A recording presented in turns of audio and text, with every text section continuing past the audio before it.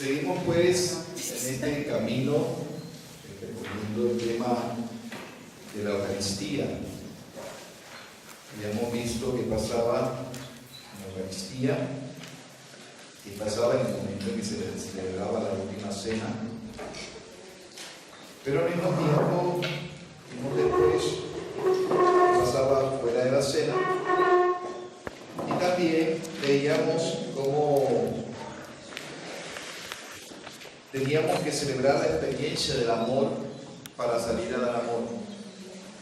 Veíamos cómo nos teníamos que amar a nosotros mismos para también nosotros poder amar a Dios.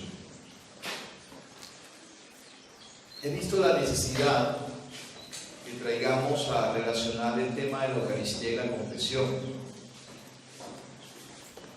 porque no sé dónde ha quedado en el corazón, pero el católico, creo que a nivel de Latinoamérica, se confiesa muy poco. Entonces es necesario que nosotros comprendamos que esa relación que hay profunda entre la Eucaristía y el sacramento de la reconciliación, o penitencia, o confesión. Y no es que tengamos que confesarnos en orden a la Eucaristía, no. Nosotros tenemos que esforzarnos por procurar permanecer en gracia de Dios, pero sí tenemos que revisar bien cómo nos estamos acercando a la Santa Eucaristía, porque podemos estar fallando. Martha Robin, la fundadora de los Foyers de Charité en el mundo entero, afirmaba que los católicos no nos transformamos porque comulgamos mal. Nos acercamos muchas veces a comulgar sin estar debidamente preparados. Ustedes vieron la película del Gran Milagro, creo que casi todos la hemos visto. Aquella mujer que discute con su hijo, después sale de su vehículo y se agarra a gritos con el del bus, llega a la misa, va para la misa, llega a la misa y en el momento del acto penitencial su ángel de la guarda le hace caer en la cuenta que ha pecado y que ha pecado gravemente. ¿Cuántas veces también salimos de casa de la misma manera? Queríamos pelear con el esposo con la esposa, pelear con los hijos, para la misa y comulgar. La madre Teresa de Ávila, doctora de la Iglesia, en su diario afirmó que la retrasaron 20 años muchos confesores, porque cuando confesaba un pecado grave le decían que era venial, cuando confesaba un pecado venial le decían que no era pecado. Dice ella, me retrasaron 20 años. Entonces, la intención es revisar un poco a la luz del catecismo, que es una gran riqueza que nosotros tenemos y que definitivamente no aprovechamos. Nosotros sabemos y se nos ha enseñado que la Eucaristía es la fuente y el culmen de toda la vida cristiana, y todos los demás sacramentos, ministerios, actividades apostólicas están unidos a la Eucaristía y se ordenan a ella. Todo lo que nosotros hacemos en la iglesia está ordenado a la Eucaristía. Por eso cuando usted ve un movimiento de la iglesia que dice oración sí, Eucaristía no, apostolado sí, Eucaristía no, trabajo social sí, Eucaristía no, ese grupo está desorientado. Porque si es fuente y culmen, fuente y fin, la Eucaristía es nuestro alimento que nos fortalece para realizar todo el trabajo apostólico, pero que también nos relaciona con los demás sacramentos. Por eso cuando usted lee la vida de cualquier santo en la iglesia, y cuando conoce a una persona bien entregada a Dios, son personas que tienen un amor profundo por la misa, pero tienen un amor profundo por el sacramento de la reconciliación y acuden frecuentemente a él. Frecuentemente, cada 15 días, cada mes, pero con facilidad uno encuentra el católico que se va a confesarse cuando no te confiesa. 9 meses, padre, que vas a misa todos los domingos, sí, padre, y rezo el rosario todos los días, que voy al Santísimo, y tenés 9 meses que no te confiesas, ¿y cómo haces? Es que los pecados veniales también son materia de confesión. Uno necesariamente no tiene que haber cometido un pecado grave para ir al sacramento de la reconciliación. Basta los pecados veniales para yo acercarme, porque quiero reconciliarme con Dios, tengo que estar en pudilín. Entre otras cosas, la indulgencia plenaria no la podemos alcanzar si tenemos pecados veniales. Por eso, quien quiere alcanzar una indulgencia plenaria tendrá que confesarse. Porque si tiene pecados veniales, listo, vamos a la Eucaristía y eso, pero cuando queremos ganar la indulgencia, tenemos que acercarnos al sacramento de la reconciliación. Por eso dice que debemos estar bien confesados. Y por eso en la confesión usted ha de confesar pecados graves, y si tiene por ahí sus pecadillos veniales, también debe confesar. Por eso hay que pedirle mucho al Espíritu Santo, hay que pedirle mucho al ángel de la guarda que nos ayude a discernir. Por eso de que, padre, un tantico, una confesión. Pues yo veo que la gente llega a la iglesia y ve el confesionario y ve al cura y corre. Muchas veces sin disposición. Eso podría ser posible en una parroquia donde no hay horario de confesión, pero por lo menos en mi parroquia yo tengo los horarios de confesión. Llegan a última hora a confesarse, viene la Santa Misa y cuando uno se levanta se enoja y llegaron 10 minutos antes y uno hace una hora está sentado en el confesionario. Entonces yo acostumbro a levantarme y no le presto ni atención. Y ya, padre, sí, ya, hace una hora estaba allí, pero tú estabas con pereza debajo de tu cobija frente al televisor y no viniste temprano. Entonces esperé el otro horario de confesión. Porque lo de Dios al final, siempre lo de Dios al final. Vamos para la misa y no nos vamos temprano a preparar la misa, sino que caemos como paracaidistas a la misa. Todo es corrientito. ¿Por qué todo lo de Dios es corrientito? ¿Por qué todo lo de Dios tiene que ser con afanes? Entonces se hace necesario, y esta reflexión ante todo, lo quiero invitar a que tengamos una buena relación entre esas dos realidades que se mueven, porque si la Eucaristía es centro y culmen de nuestra vida cristiana, nosotros los cristianos tenemos que tener, católicos, un apego profundo a la Santa Misa. Ella es nuestra fuerza, ella es nuestro alimento, ella es nuestro centro, porque dice el Catecismo de la Iglesia Católica que la Eucaristía contiene todo el bien espiritual de la Iglesia. La Eucaristía contiene todo el bien espiritual de la Iglesia, 13:24. La Eucaristía contiene todo el bien espiritual de la Iglesia. ¿Y quién es el bien espiritual de la Iglesia? Cristo. Cristo es todo el bien. ¿Quién está en la Eucaristía? Ya podemos entender por qué hay una corriente que quiere decir que ahí no está Cristo, que es un símbolo, que es un significado y que no es una realidad. Porque si a la Iglesia le quitan la Eucaristía, le quitan su fuerza, le quitan su centro, le quitan su finalidad, le quitan el todo. Porque la Eucaristía contiene todo el bien espiritual de la Iglesia, es decir, Cristo.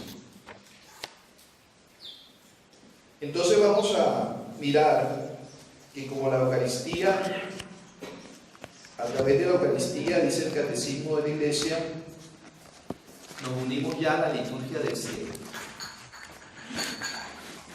En la Eucaristía nos unimos ya a la liturgia del cielo y anticipamos la vida eterna cuando Dios será todo en todo. Por eso al padre Marquitos, que fue un formador que tuvimos en el seminario, y padre espiritual, afirmaba que la Eucaristía es un momento de cielo en la tierra. La Eucaristía es un momento de cielo en la tierra. Por eso en la Eucaristía el altar, los manteles, todo debe ser hermoso, decoroso, bien dispuesto para Dios, porque vamos a celebrar una liturgia extraordinaria, una experiencia de fe. Por eso la misa era anteriormente, y los padres mayores le cuentan a uno, era toda una experiencia extraordinaria y podría verse como pomposa, pero se veía como celestial la experiencia de la misa, se veía algo fuera de lo común. Hoy la misa nos parece lo más común y corriente. Usted ve los altares llenos de cosas, eso pone la agenda, el celular, las gafas, y se nos olvida que el altar es Cristo. Unos manteles coloridos que te quitan la mirada hacia el altar muchas veces, y entonces a cualquiera le parece cualquier cosa bonita y se la montan al altar. Hay altares que se hacen precisamente, son preciosos porque tienen una cena y el plato una cosa bien preciosa y le colocan un florero adelante. Hombre, con un florero si el altar es feo, pero a un altar que está mostrando su esplendor, no le quite su esplendor, ¿cierto? Entonces yo recuerdo cuando yo hice el templo, allá hay un altar muy precioso. Entonces, padre, ¿qué vamos a poner un arreglo allí? Bueno, yo no sé si el arreglo que tú me vas a poner allí cuesta más de 30 millones de pesos, porque ese altar que está allí costó 30 millones de pesos. Y para mostrar esa experiencia de Dios tan maravillosa. Y por eso todo, así sea sencillita, la capilla debe ser limpia, debe ser bien cuidada, bien aseada, los mantelitos bien puestos, que todo esté en su lugar, que todo sea en su lugar. Yo sufro mucho cuando llego y me toca aprender, porque uno ve y a una persona le tiene las velitas de la cara como el cajetón de focos encima del altar.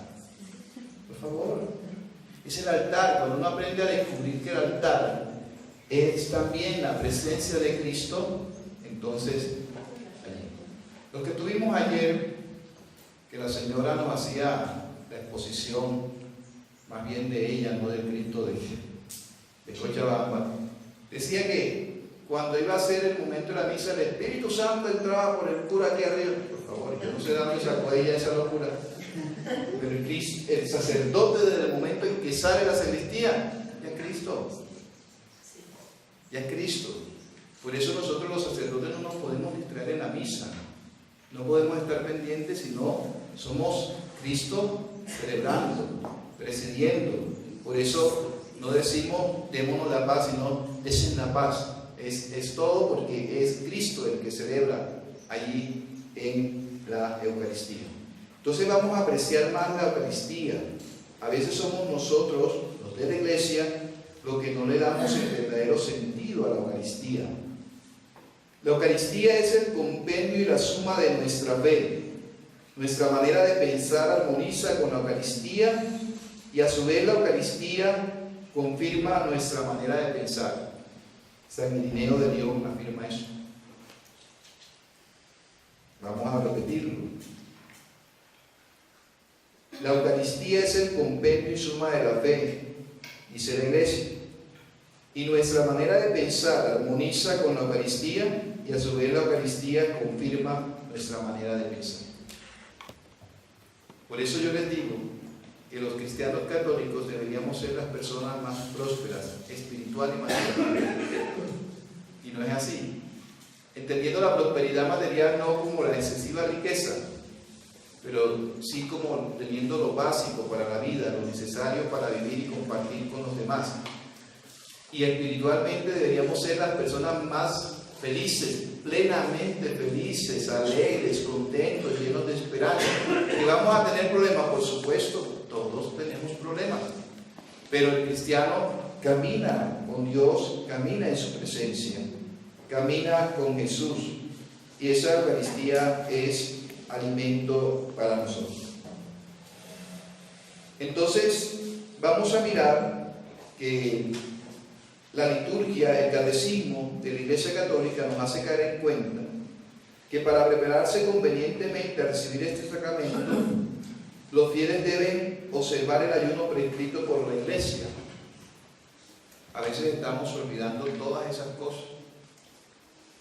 Hay gente que come en el templo y después pasa a comulgar, a no ser que sea una persona enferma, ¿verdad? Hay situaciones que prima la salvación del alma. No nos preparamos bien para la misa. El numeral 388 dice que es conforme al sentido mismo de la Eucaristía que los fieles, con las debidas disposiciones, comulguen cuando participan en la misa. Los fieles pueden recibir la Sagrada Eucaristía solamente 2 veces el mismo día. Si usted va a misa 2 veces en el día, por circunstancias, hay gente que va en la mañana, va en la tarde, pero si usted va a 3 misas, nada más puede comulgar en 2. Y uno encuentra católico que va a 4 y comulga en 4. Los sacerdotes hacemos las veces de Cristo, nos corresponde a nosotros precisamente estar allí bien dispuestos. Mire lo que dice ahí aún el 1387. Por la actitud corporal, gestos, vestidos, dice en paréntesis el catecismo, por la actitud corporal se manifiesta el respeto, la solemnidad, el gozo de ese momento en que Cristo se hace nuestro hueso. ¿Cómo llegamos a la misa? ¿Cómo es nuestra actitud corporal? Hablamos de todos los gestos. La gente, la Eucaristía es un diálogo. El Señor esté con ustedes y con tu espíritu. Levantemos el corazón, lo tenemos levantado hacia el Señor. Demos gracias al Señor, es justo y necesario. Es un diálogo. Tú estás en un diálogo con Jesús. Estás viviendo tu encuentro con Jesús. Pero si estás pendiente del celular porque lo dejaste en vibrador, para que cuando te vibre, ¿cierto? Vibras tú, o te suena porque no lo apagaste, ya nosotros tenemos que automáticamente, acostumbrando a que llegamos a la iglesia, apagamos el celular. Ni siquiera en silencio, es apagar el celular.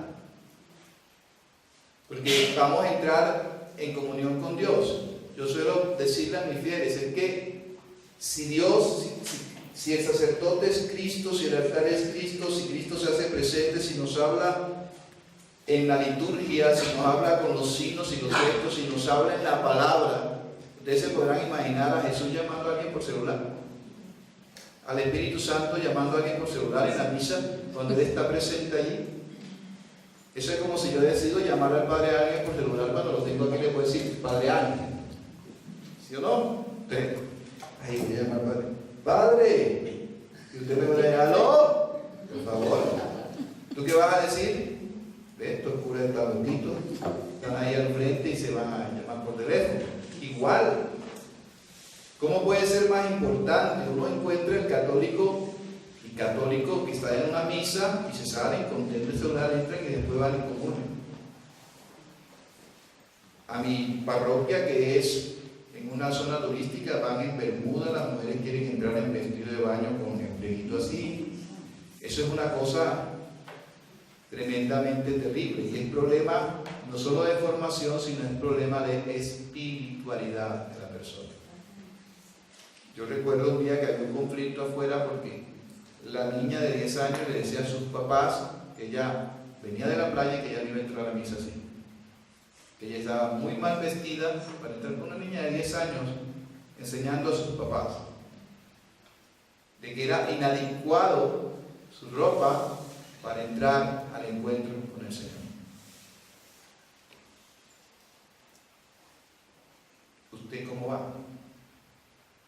Entonces necesitamos que nuestra Eucaristía vuelva a recuperar esa experiencia de amor, de entrega, de estar convenientemente en la Eucaristía, de prepararnos, de disponernos, de poner el corazón en esa experiencia de la fe.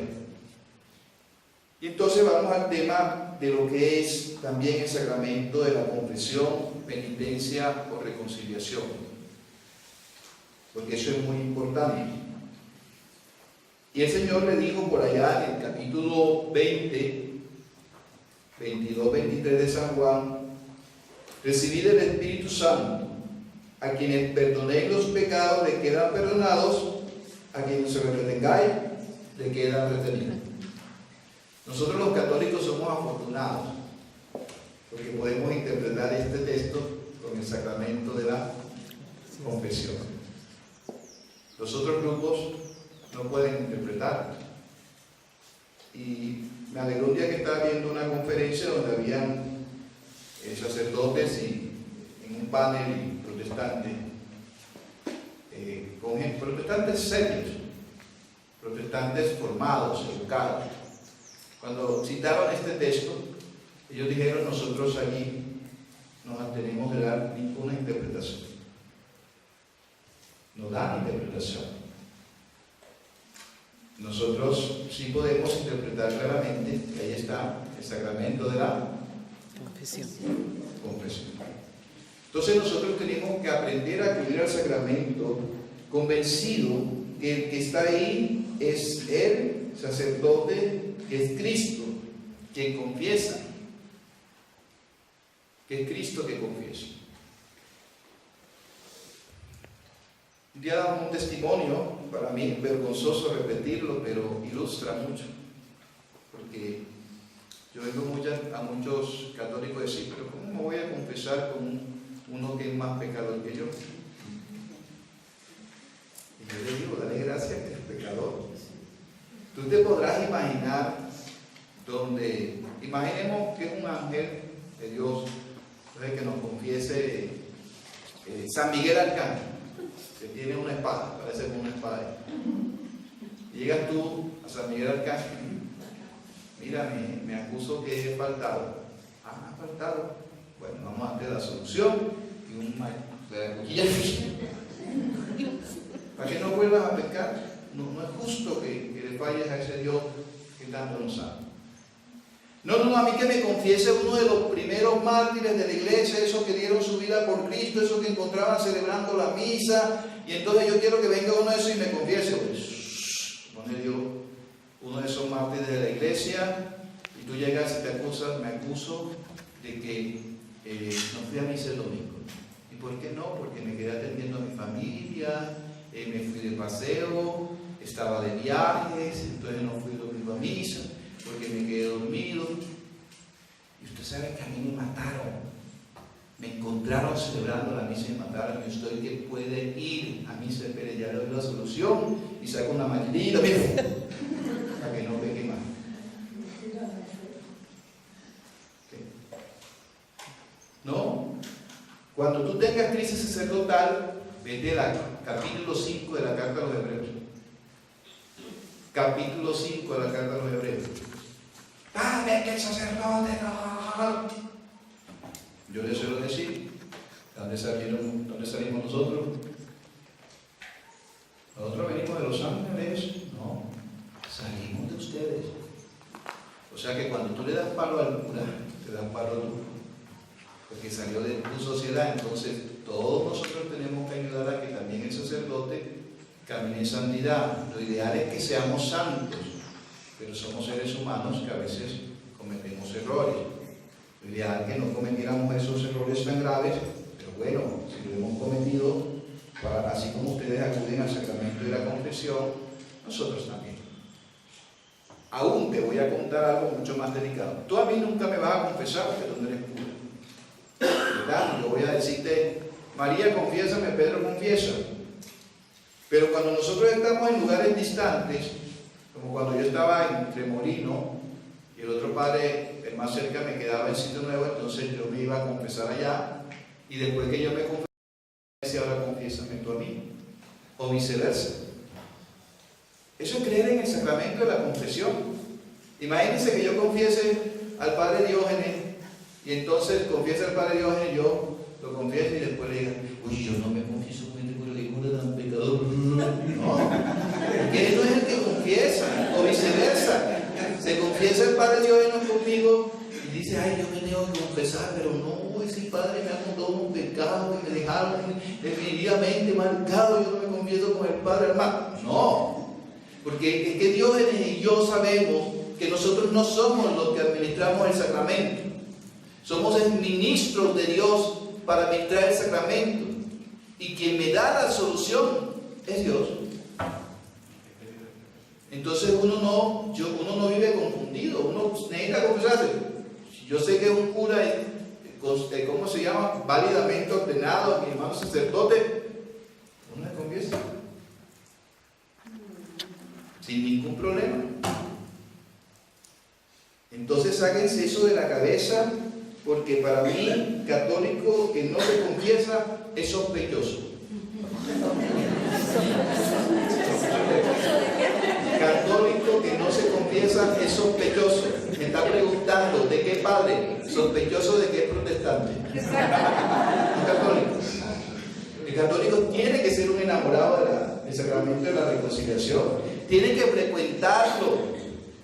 Porque es que en la medida en que tú frecuentas el sacramento vas encontrando su sentido y vas perdiendo el miedo.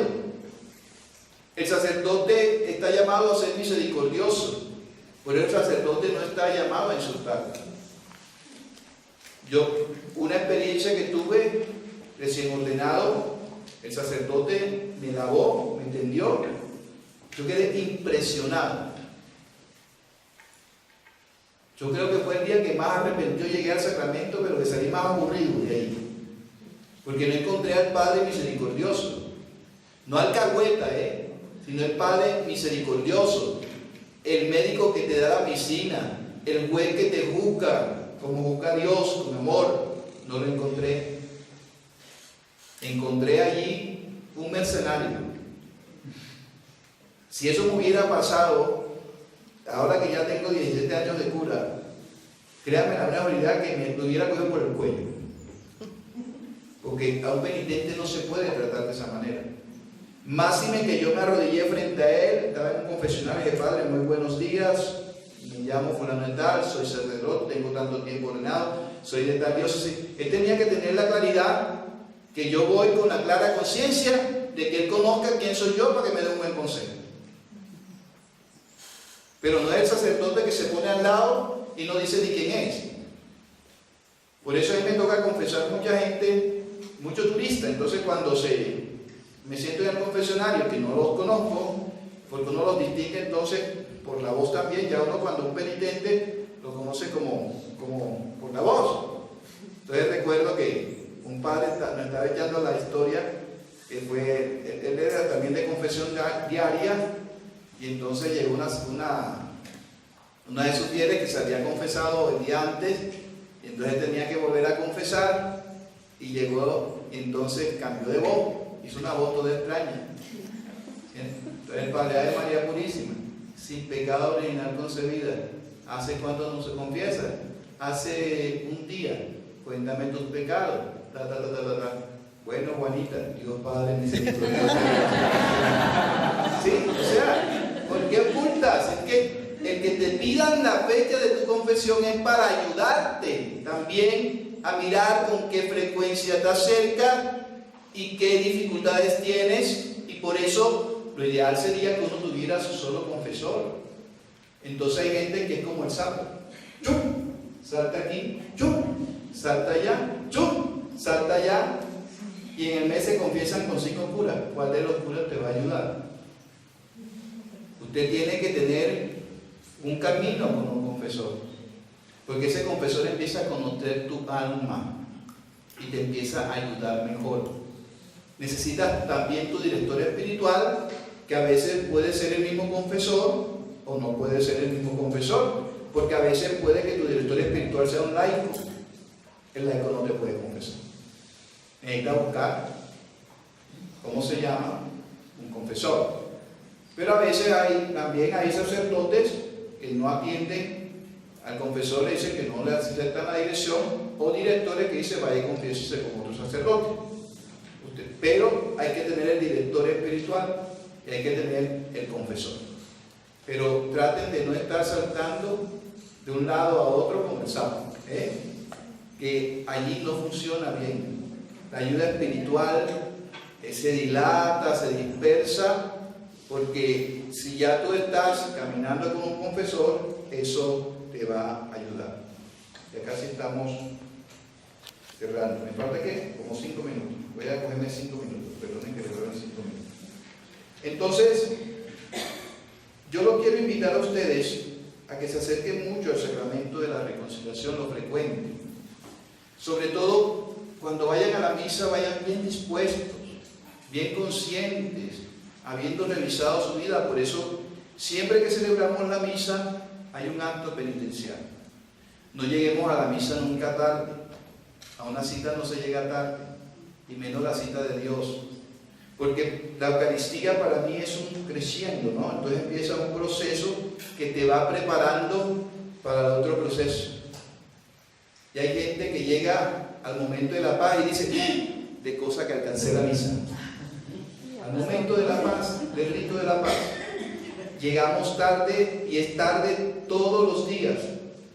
Y es tarde todos los domingos. Que tú venías viajando, que venías en una situación. Hay cosas que se salen de las manos y son válidas y Dios las comprende.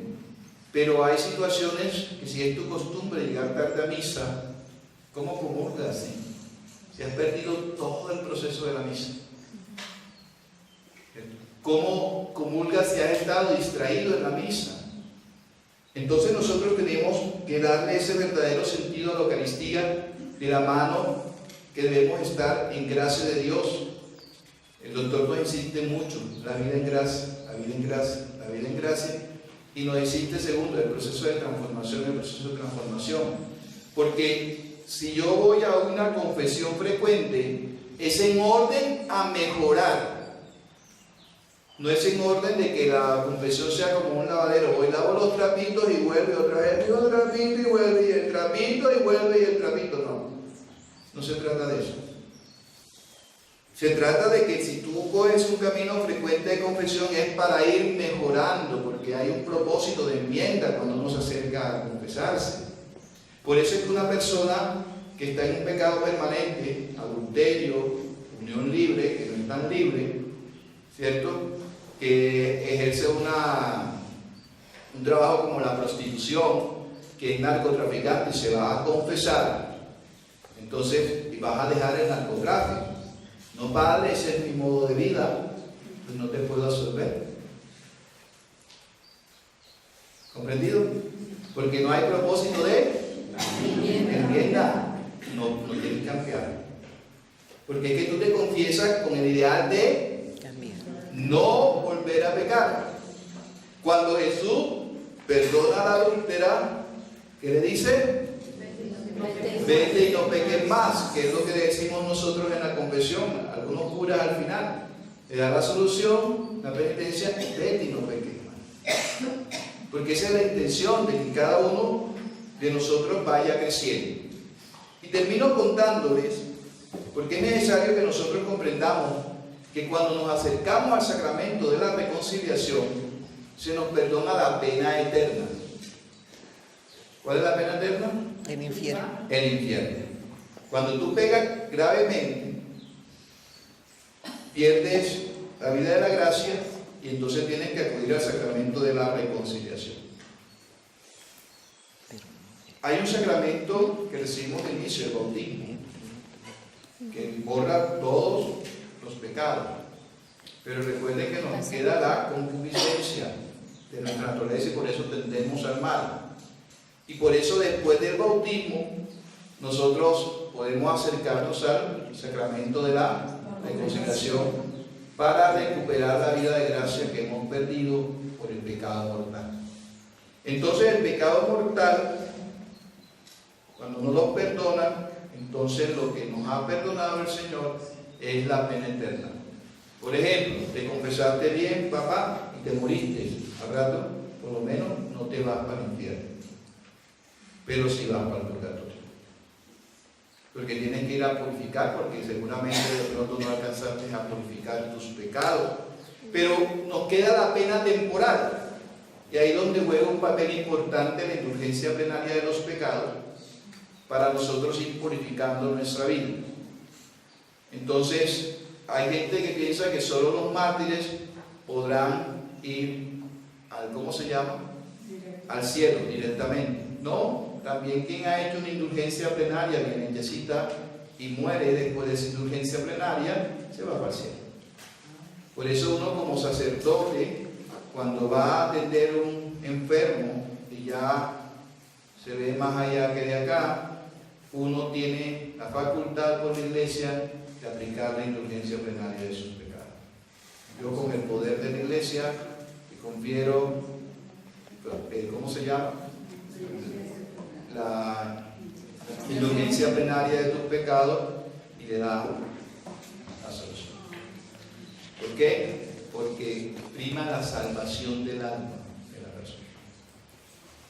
Entonces, amen mucho el sacramento de la reconciliación, no se dejen meter cuentos de la gente, animen a sus párrocos, a sus sacerdotes a confesarse, búsquenlos como directores espirituales porque eso nos ayuda mucho a nosotros en el proceso también de crecimiento espiritual.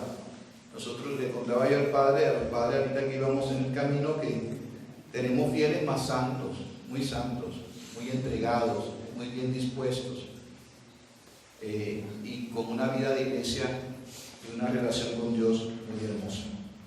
Vamos a pedirle a María que nos ayude también en este camino de poder tener una relación íntima con su Hijo Jesús en la Eucaristía, pero también una íntima relación con Jesús en el sacramento de la reconciliación.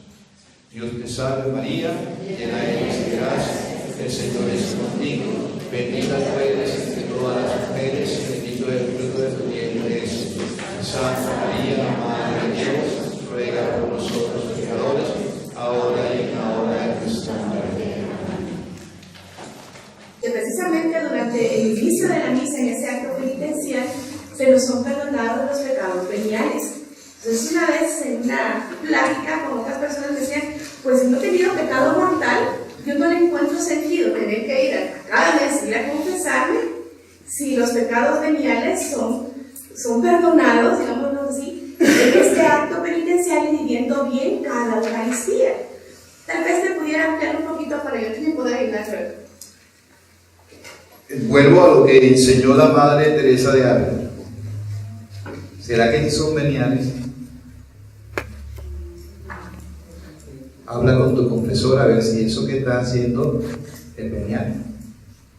Aparte, el sacramento de la confesión, cuando tú vas a confesarte y has cometido pecados veniales, te robusteces espiritualmente, te haces más fuerte en tu lucha contra la tentación.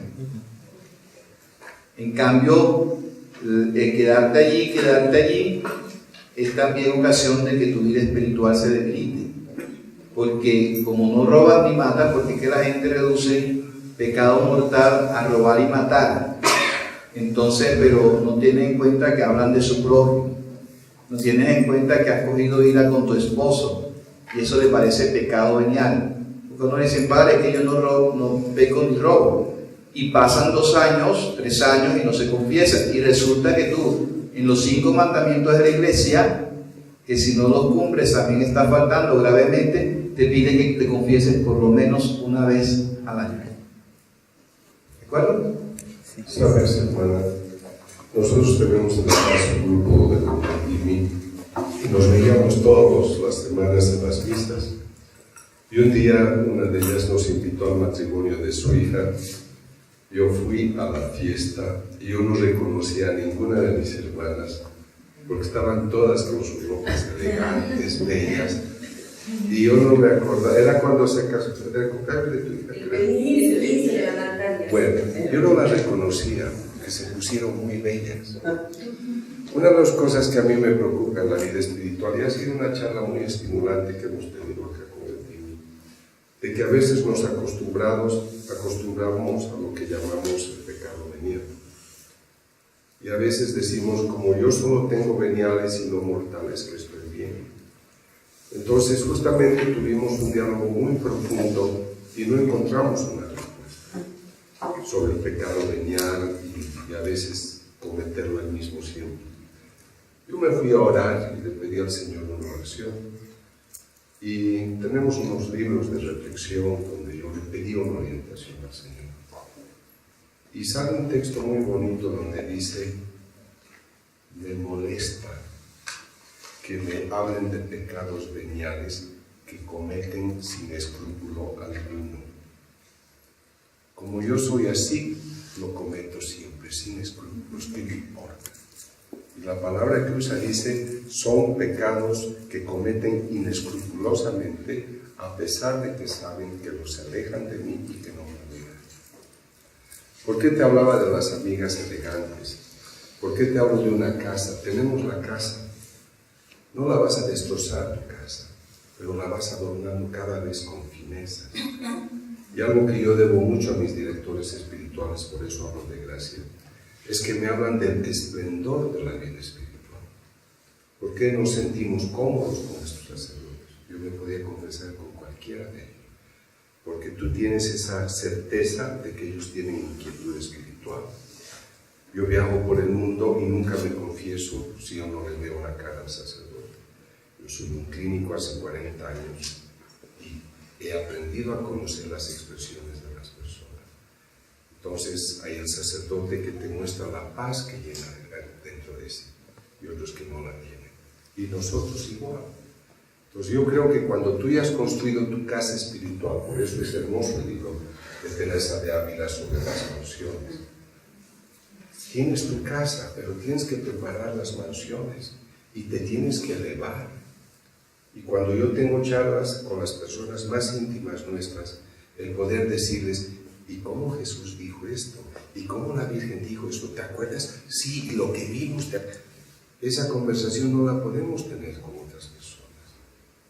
Mientras dictaba un retiro espiritual a sacerdotes, Jesús me mandó un mensaje: no hables a los sacerdotes a quienes te dirigen sobre María Jesús de Ágreda, porque se van a burlar.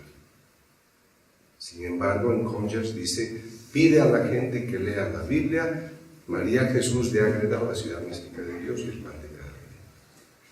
Entonces, qué pena que yo no pueda hablar a unas personas sobre uno de los libros más hermosos de vida mística. Entonces, el pecado venial es una cosa muy seria, porque está hablando de las debilidades, y justamente la transformación lo que hace es ayudarte a tomar conciencia de todo ello. Y otra parte, cuando a mí me dicen: ¿por qué me he de confesar con otro hombre si es con él? Para empezar, no es porque eres más alto, más simpático, más joven y más patricio, ¿no?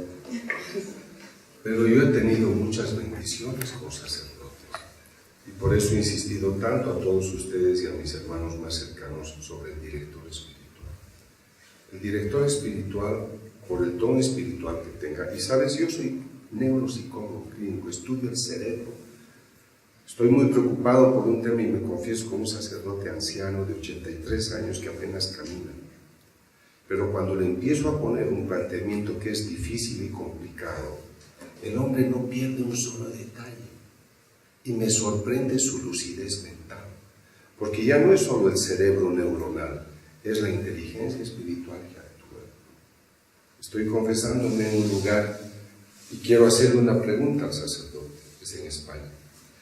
Pero veo la fila, hay mucha gente para confesarse y digo: no, mejor pregunto en otro momento para no perturbar el tiempo de la gente. Y el padre me dice: ¿tienes algo más que decirme? No, padre, ya me confesaron, pero creo que querías hacerme una pregunta. Eso es solo cuando la sintonía espiritual es esta de la elevación. Entonces yo creo que a veces relativizamos. A mí un padre me dijo en España: hace 20 años que yo no me confieso.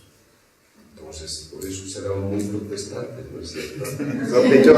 Sospechoso, perdón. Otra pregunta. Sí. A ver, quiero decir una cosita. Yo no lo prometí en público, pero yo tenía 2 sobrinos que se suicidaron. Entonces, después yo hacía las indulgencias por ellos, eso sirve. La indulgencia plenaria se puede ofrecer por uno o por un fallecido.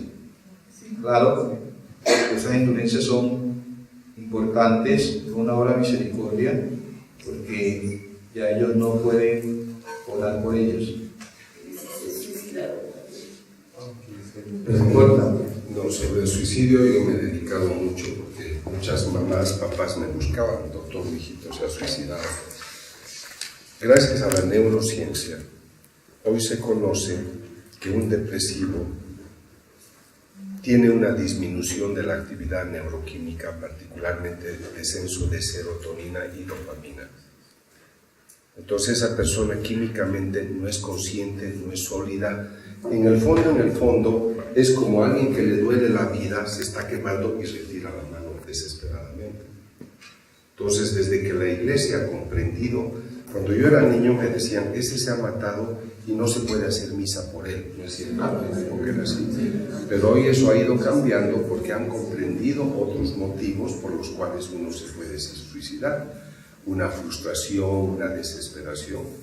Y no te olvides que me gusta eso de nuestro cristianismo, que es muy dinámico. La ciencia espiritual teológica va progresando.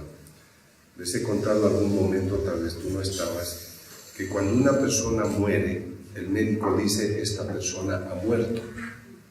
Pero los teólogos hablan de lo que se llama la muerte aparente.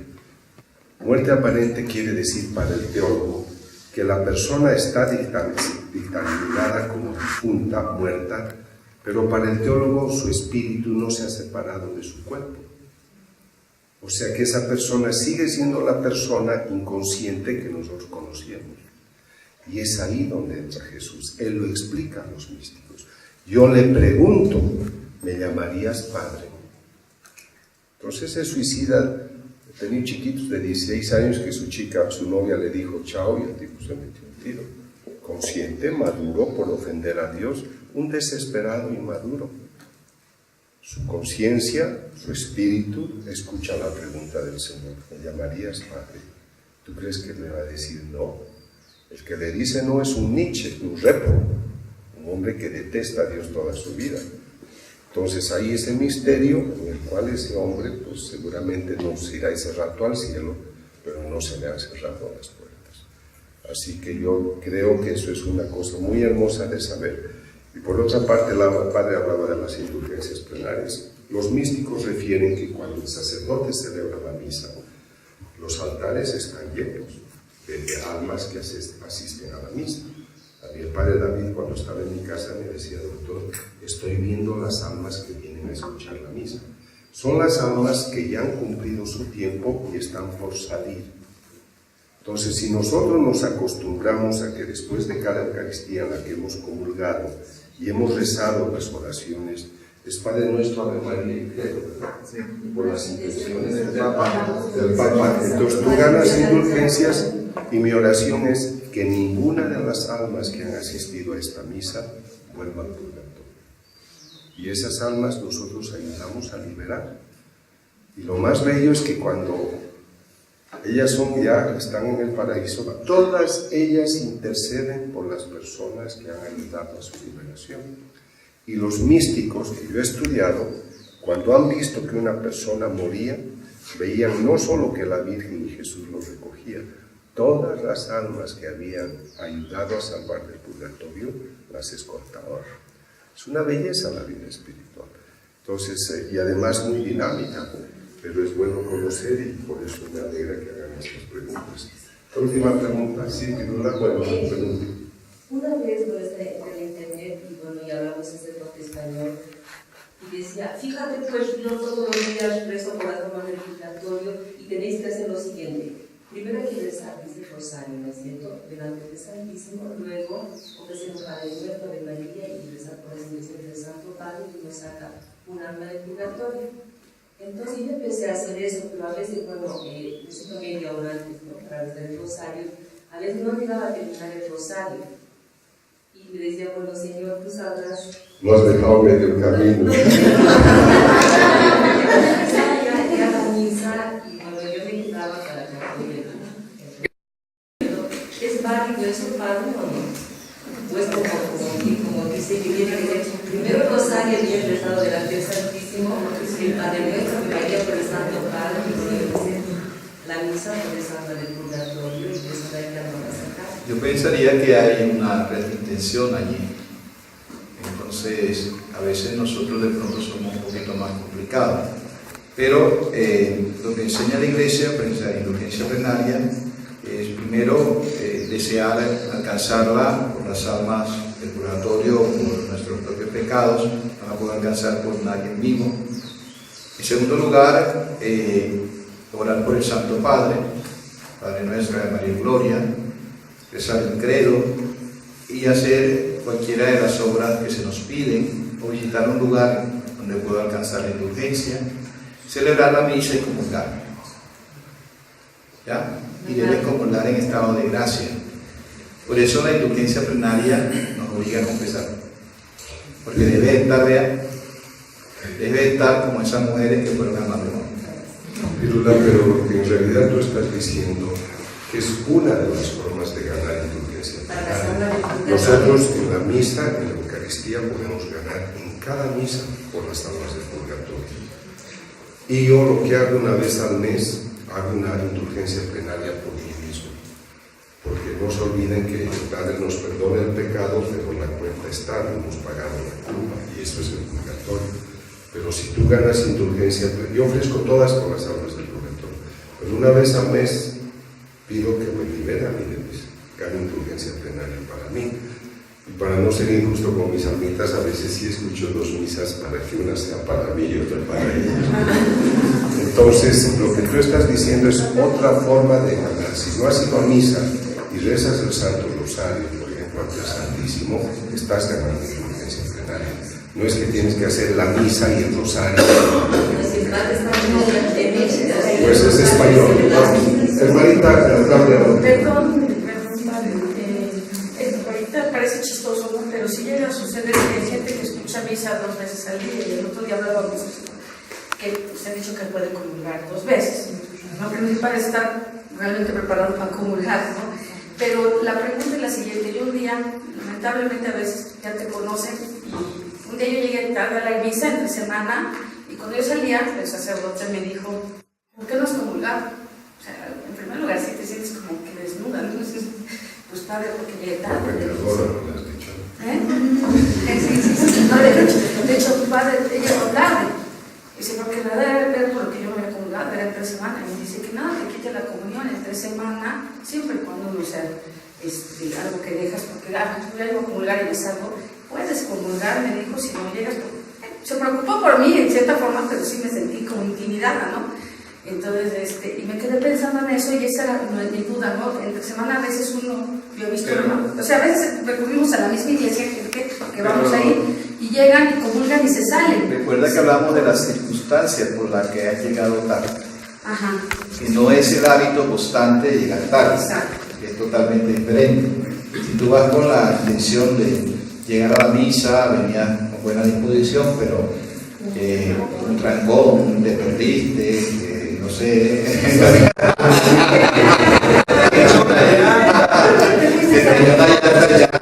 Ahí no hay una mala intención de llegar. Claro. Pero el domingo eso no puede suceder, eso es a lo que yo... También puede suceder, porque si vienes tú el domingo y vienes, te falta tu misa y vienes para tu misa, vienes bien, es una cuestión circunstancial. Eso no, ¿cómo lo evitas? ¿Ya? Entonces, lo ideal es que tú te prepares bien el domingo, dispongas un tiempo que es el día del Señor, que es diferente. A veces la gente se va a un paseo y se lo cogió el horario en el paseo. Esas son cosas totalmente diferentes. Por lo menos vas para la misa, incluso si tú el domingo vas para la misa y vas saliendo para la misa, ya tu mamá había visto que tu mamá se puso grave, saliste para el hospital y no pudiste ir a la misa, no es pecado grave, porque tenías que asistir a un... Pero esta vez, por ejemplo, Pirula decía antes, he rezado, pero no sé si estaba completo, no sé si vale. El Señor, cuando habla a los místicos, dice, no creas que porque has hecho la oración plenaria ya la has ganado. Depende cómo la dices. Entonces, ¿sabes qué sucede? Que yo veo, por ejemplo, que si tú tienes una cita con tu jefe de trabajo, eres siempre puntual. Pero Dios puede esperar. A Dios se le puede llegar tarde, se le puede comulgar así o así. Yo entiendo lo que dice el Padre y es un consejo real de que depende de las circunstancias. He salido a las 9:30 para ir a la misa de 10, que me encontré un trancón y llegué 10:10. Yo había llegado en 10 minutos, si no me perdía a la misa, ¿no es cierto? Pero ocurrió un incidente. Entonces yo creo que nosotros debemos tomar conciencia de ofrecerle al Señor siempre lo mejor de nuestro tiempo. Doctor, yo no rezo el rosario porque he trabajado tanto y estoy cansada y me dormí. ¿Cuánto tiempo has tomado para almorzar? 3 horas. Claro, para almorzar 3 horas, reírte, divertirte, siempre. A media misa me acerqué a comulgar y el Padre partió la hostia y me dio la mitad. Pero él no me conocía y detrás mío habían 100 personas y él tenía el copón para 200 personas, pero fue en su corazón, él partió la hostia y me dio la mitad. Pensando de que algo el Señor me estaba diciendo, salí de esa iglesia, me fui a otra donde llegué a media misa, pero ya no por mi cálculo, me acerqué a comulgar y para volver a partir la mitad. O sea, tú has llegado a media misa y yo te doy media comunión. Esa fue la enseñanza. Bueno, alguien quería, pero ya es la última de verdad. Gracias, doctor. Pues sencillamente es algo respecto del pecado venial y del pecado mortal. Si me equivoco, por favor, me corrige, padre. El canon. Resulta pues que escuchaba yo en alguna oportunidad a unos predicadores laicos a través de la radio, y esto que me impactó y yo después me impacté que lo aplico. Decía, imaginemos 2 realidades. Una, la de un médico, que normalmente el médico se pone una bata blanca completica de arriba abajo y no sale de su casa si la bata tuviera alguna suciedad. Y la otra realidad de un mecánico automotriz. El mecánico automotriz tiene una bata que es, o un overol que es específico para su oficio. Si el médico, viniendo de su lugar de trabajo, se encuentra en el camino un accidente automovilístico donde hay personas heridas y él, como a nosotros, nos obliga a atender en lo que podamos atender, de pronto le ha salpicado por lo menos una gotica de sangre a su bata, cuando llega a la casa van a preguntarle, ¿pero qué ha sucedido? Entonces, pues él va a contar, y esa misma bata, aunque sea una chispa de sangre, no se la va a llevar porque ya es antihigiénica. En cambio, si el mecánico automotriz llegara con su overol, con grasa y con aceite, porque tuvo que meterse debajo del mismo vehículo del accidente, lo que hubiera sido, pues nadie va a preguntarle por qué ha llegado con su overol así, pues porque es su oficio. Es normal que el mecánico jamás lave su overol. Podría no hacerlo y en su oficio está bien. Dice, ese mecánico sería una persona del común y corriente en la vida cuando no se da cuenta que a su vida están llegándole suciedades y es el alma de un pecador normal. El que lleva el overol blanco es su alma, que procura mantenerla limpiecita, y esa bata sería su alma, y eso es lo que hace un santo frente a su vida de pecado. Ante cualquier impureza que detecta que le ha quedado en su vestidura, inmediatamente busca limpiarla, y viene la confesión.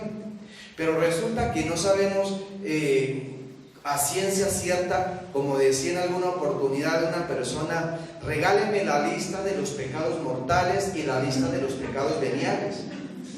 Y es posible que cualquiera de nosotros pudiéramos estar en la misma situación, porque hablamos del pecado venial, que sí es importante, pero que no es importante, pero que de acuerdo a las cosas.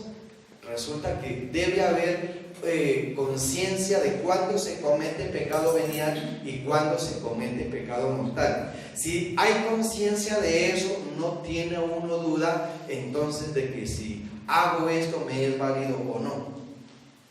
3 cosas son importantes desde lo que yo he aprendido para cometer pecado mortal. 3 cosas. Primera, tener pleno conocimiento de que es malo lo que voy a hacer. Segundo, tener absoluto consentimiento de que puedo evitarlo o de que puedo no evitarlo. Y tercero, resulté haciéndolo.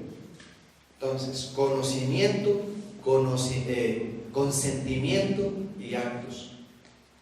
3 cosas. Y para que llegue al acto, naturalmente debió haber pasado por el consentimiento.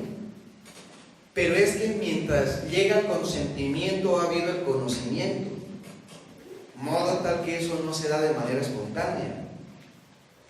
Si se diera de manera espontánea, entonces no habría el conocimiento ni el consentimiento, pero sí el acto, y faltaron 2, motivo tal que sería un pecado venial.